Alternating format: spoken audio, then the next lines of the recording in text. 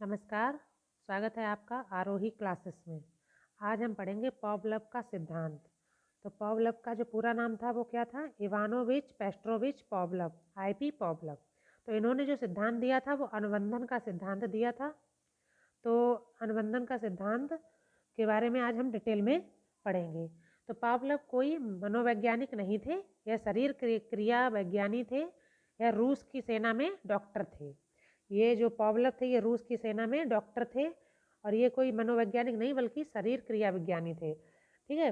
और अनुबंधन के सिद्धांत को किन किन नामों से जाना जाता है? शास्त्रीय अनुबंधन का सिद्धांत, अधिगम का प्राचीनतम सिद्धांत, अनुबंधन अनुक्रिया सिद्धांत, क्रिया प्रतिक्रिया का सिद्धांत, सीआर थ्योरी। इसके बाद इसको अनुबंधन अनुकूलन का सिद्धांत, इन नामों से जाना जाता है।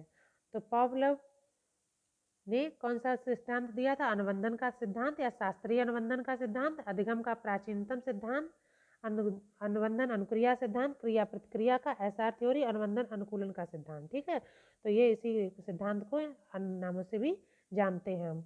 अगला 1904 में इन्होंने साइकोपैथोलॉजी ऑन एनिमल नामक पुस्तक लिखी तथा अनुबंधन सिद्धांत का प्रतिपादन किया।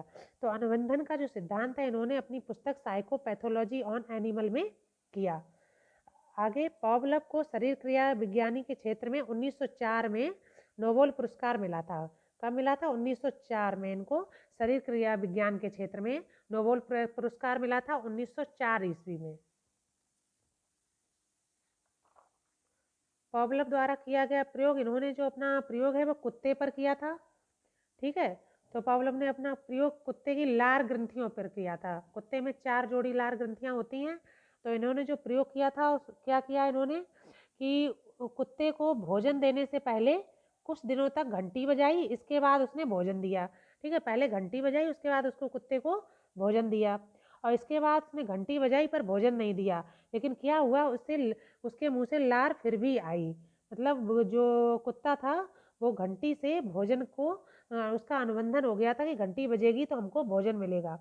तो इसका कारण क्या था कि कुत्ते ने घंटी बजने से सीख लिया था कि उसे भोजन मिलेगा। इस क्रिया को सहज संबंध की क्रिया की संज्ञा दी। ठीक है। पॉवलव ने तो पॉवलव ने जो अपना प्रयोग किया था कुत्ते पर किया था। कुत्ते को एक घंटी बजाता था, उसके बाद वो उसको भोजन देता था। अब यहाँ पे जो उसने जो प्रयोग किया था उसके अंतर्गत आ जाता है कि भोजन की उपस्थिति। तो भोजन की उपस्थिति को यूसीएस कहते हैं। ठीक है। यूसीएस का मतलब स्वाभाविक उद्दीपक, प्राकृतिक उद्दीपक या अनानुबंधित उद्दीपक। और लार को हम यूसीआर से जानते हैं। यूसीआर मतलब स्वाभाविक अनुक्रिया। ठीक है। इसके बाद भोजन और प्लस घंटी, तो भोजन का हो गया यूसीएस, इसके बाद घंटी बजाना निरर्थक उद्दीपक हो गया और लार टपकना हमारा क्या है? यूसीआर। ठीक है। तो पहले लार आ रही है, पहले घंटी बजाता है, उसके बाद उसको भोजन देता है, तो इस क्रिया से उसको लार निकल रही है। उसके बाद घंटी और भोजन, तो घंटी सीएस और भोजन यूसीएस।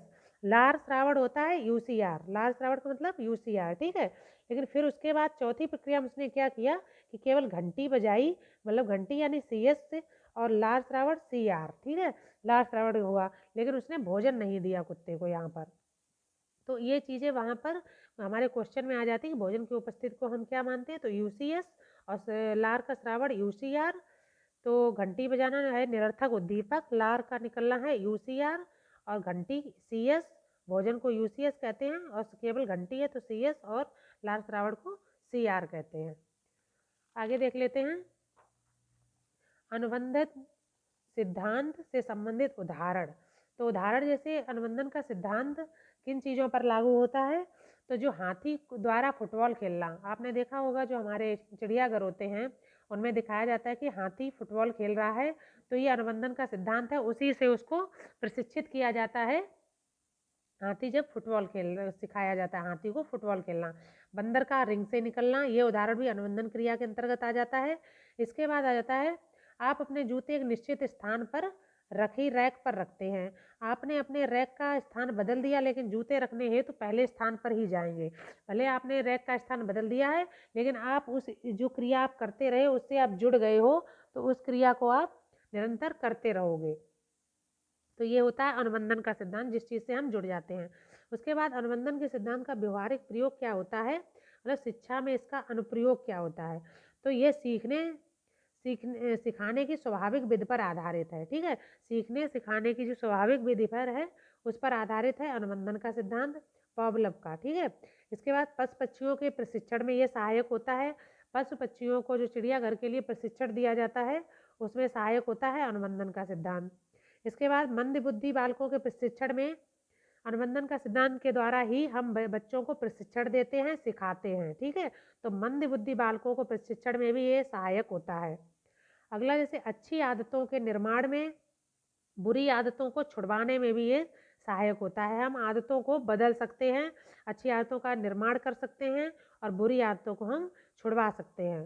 तो ये इसमें भी व्यवहारिक रूप से उपयोगी होता है।